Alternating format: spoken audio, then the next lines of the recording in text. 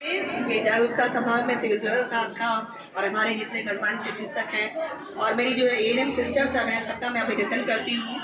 ये बहुत ही एक विश्व स्तनपान दिवस पूरे विश्व लेवल में मनाया जाता है। यूनिसेफ की तरफ से, WHO की तरफ से ये जागरूकता का एक वीक ही बनाया गया 1 से लेकर 7 अगस्त तक, क्योंकि हम लोग देख रहे हैं कि आजकल धीरे धीरे ब्रेस्ट फीडिंग का टेंडेंसी थोड़ा कम हो जा रहा है, क्योंकि हमारी महिलाएं शिक्षित हो रही हैं, उनको काम करना पड़ता है, उनको वर्किंग पीरियड में जाना पड़ता है, तो इसलिए देखा गया है कि उनका जो ब्रेस्ट फीडिंग का आवर होता है वो थोड़ा कम हो रहा है। तो इसको एक सप्ताह की तरफ ही हम लोगों ने बनाया है ताकि हम लोग उनके अंदर में फिर से अवेयरनेस ला सकें, क्योंकि ब्रेस्ट फीडिंग जो होता है, जैसी बच्चियों ने बताया अभी इतना बहुत बढ़िया से इन लोगों ने प्ले करके बताया कि माँ और बच्चा दोनों के लिए सुरक्षित होता है। वो माँ के लिए, बच्चे के लिए तो है ही है, क्योंकि माँ का दूध बनाई है बच्चे के लिए।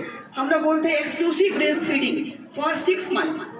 WHO हो या इंडियन सोसाइटी ऑफ पीडियाट्रिक्स हो, सारा समुदाय, सारा जो हमारा जो बुद्धिजीवी वर्ग है वो सब बोलता है कि 6 महीने तक बच्चे को कुछ बाहर का पानी भी नहीं दीजिए, पानी भी नहीं देना है बच्चा को, क्योंकि माँ के दूध में बहुत पानी रहता है। जो उसको जरूरी है वो सारा एंटीबॉडी, सारा इम्यूनिटी का चीज़ सब, सारा विटामिन, सारा मिनरल्स, सारा चीज़ से भरा हुआ माँ का दूध होता है। इसलिए माँ का दूध तो बिल्कुल हम लोग को बच्चे को 6 महीने तक प्रोत्साहित करना चाहिए।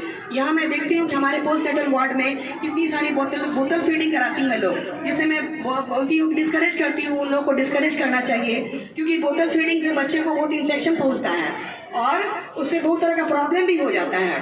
तो ब्रेस्ट फीडिंग माँ करती रहे, इसके लिए माँ के न्यूट्रिशन पे भी ध्यान देना पड़ेगा।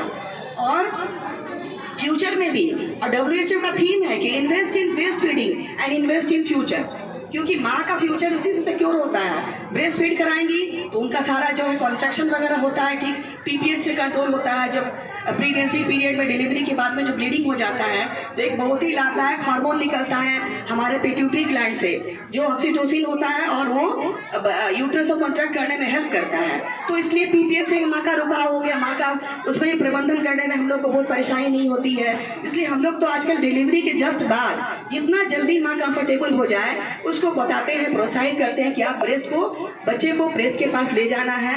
और जो एक्टिव बेबी रहता है वो तुरंत ब्रेस्ट पहचान लेता है और शकिंग शुरू करता है। जैसे शकिंग शुरू हुआ, सारा जो हमारा एनाटॉमिकल जो फिजियोलॉजी है बॉडी का सारा स्टार्ट हो जाता है। तो इसलिए ब्रेस्ट फीडिंग तो बहुत ही महत्वपूर्ण चीज़ है और उसको हम लोग को एकदम प्रोत्साहित करना चाहिए कि वो जितना जल्दी हो सके बच्चे को दूध पिलाना शुरू करें। और इसके बाद लेटर लाइफ में माँ के लिए हार्ट डिजीज से प्रॉब्लम नहीं होता है, हार्ट का ये रहता है। उसके बाद बच्चियों ने बताया कि cancer, different type of cancer है, ब्रेस्ट कैंसर है, कोलन कैंसर है, ओवरी कैंसर है, उससे प्रोटेक्शन मिलता है। तो सारा प्रोटेक्शन का चीज़ इसमें है, तब उसको तो डिस्करेज करने का कोई मतलब ही नहीं है, उसको हमको प्रोत्साहित करना है।